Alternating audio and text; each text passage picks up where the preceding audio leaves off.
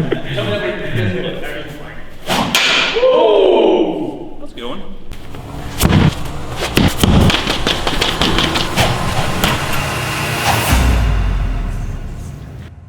What's going on, guys? It's Greg from ECD and welcome to Breaking 100 episode 4. And this episode is going to be all about the defenders. So if your defenders always tell us we don't make enough defensive content, this one is for you. This episode is all about defensive shooting. So we're going to bring Mike Simon in, new ECD Pro, Denver Outlaw, multi-time ML All-Star. He's going to give us some great shooting tips for deep holes.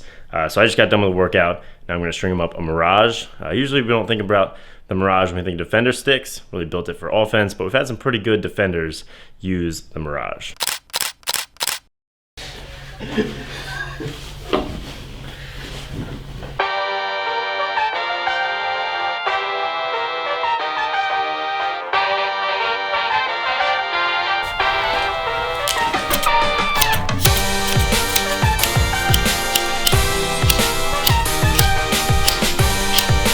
All right, we got the pocket wrapped up. This is pretty much the same pattern that like Ryan Brown uses. It's pretty high, so a good bit of whip.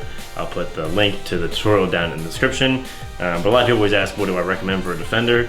This is pretty much it. So you're gonna want a high pocket with a good bit of whip for a couple reasons. Number one, the higher pocket's gonna let the ball fall in more quickly for ground balls. Number two, you can use a little more whip when it's out on the end of a 6-foot pole.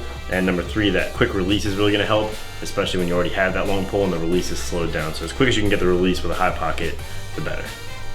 So actually, it is snowing for the first time in Baltimore today. First snow, so winter is officially here.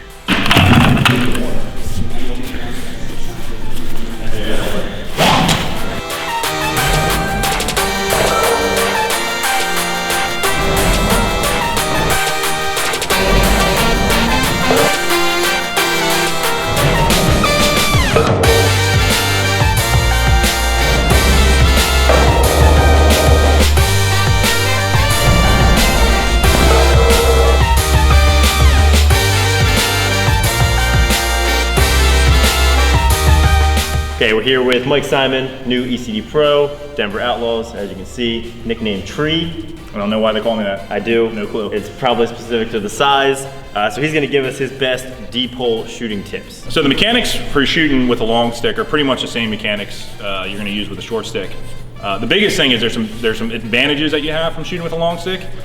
For me, if I'm purely trying to get as much power as I can, I like to shoot sidearm. And the reason is because I can use my whole body. As Greg talked about, core is so important to generating power with a shot. So if I come through, the stick is way outside my body and I can turn my hips and generate a ton of power in my shot with sidearm. The problem with shooting sidearm is one, the goalie is able to track it the whole time. He knows what plane you're shooting on from the time you release to the time it goes in the goal. The second problem is there's a lot less room for error. Generally when you shoot, whether it's with a short stick or a long stick, you're not gonna err left to right out of the head. The error that you're gonna make is releasing it either high or low. So when you shoot sidearm, you only have 6 feet to hit. When you shoot overhand, it gives you a lot more room for error. If you shoot a little low, comes out, releases low, it can skip and go on the goal, shoot a bounce shot, and you're still fine. So I'll mix it up between the both, but the only time I'll shoot sidearm is when I'm really just trying to beat the goalie with pure speed. If I want to try to fool the goalie, you're at a much better advantage shooting overhand with a long pole. And there's a couple reasons. One, as I mentioned before, there's a lot more room for error. The ball comes out early, you'll get a skip into the goal, and you'll still hit the cage. So the big advantage with shooting with overhand is that the goalie's gonna have a much harder time to read the shot. When you're shooting and you're releasing, the ball's coming really high out of the stick and really high above the goalie. And actually, depending on where you are in relation to the goal, you might even have the goalie back on their heels a little bit as they're reading that ball come down. So if I come over the top, release up here, I can go low.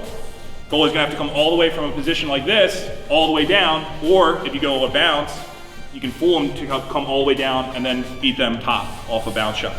But if I'm purely trying to generate power, the thing that I really like to do is try to think of something that really makes me angry. Like when you text somebody for the first time and their message turns green.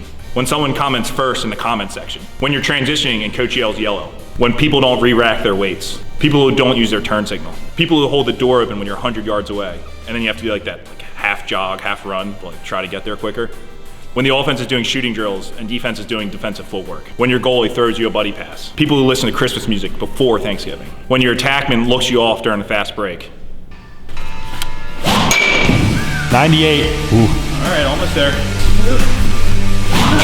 102. Getting there.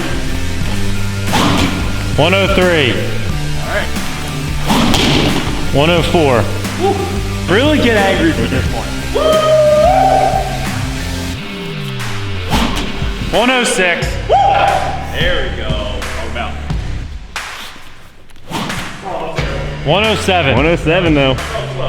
So as you guys know, I've had some trouble breaking 80. So brought in Mike Simon here to give me little tips. First one, he told me I need to put on 50 pounds raw muscle. Yeah, it's not that hard if you just hit the weights real hard. You know, should be able to do that in a couple months. All right, I think the biggest thing that we can do for you is just, I just want to see a little bit more fire from you. We just got to get you a little more angry. I just want you to picture your brother's face just right in the center of the goal with the little prayer hands beneath it, and dial up that the sad music and the slow motion black and white video. Maybe a little bit of anger, deep. It comes from inside. Got to dig down deep. All right. I want you to just think about, who got top bunk as a kid growing up.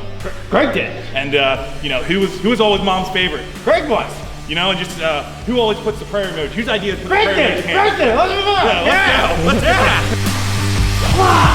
87. There you go. Not in the goal though, doesn't count. 85.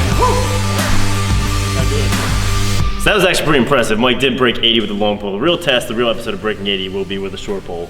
But 87 was pretty good, so I'm gonna see if I can beat him with the long pole. 94. Ooh. 95. Workouts are already paying off. All right, still beating Mike, that's all that matters. So Mike has been complaining that it's hard for a deep pole to shoot with a short pole. It's uncomfortable, and that's why he's shooting so slow with the short pole. So I have Tree over here try it out, test that theory. We'll see. I'll be honest. I don't think I'm going to shoot as fast with a short stick. Not as fast, it's gonna be more than 80. I hope it's more than 80. 99. Woo! All right. Not 107 though. Not 107. So 95. 100. breaking 100. Let's go. All right, guys, it's a wrap on Breaking 100 episode 4. Had a lot of fun on this one. Hope you deep holes enjoyed it. I'll put some links on screen. One to subscribe to our channel. Another one to watch a few of the previous episodes of Breaking 100. Make sure to stay tuned next Monday for episode 5.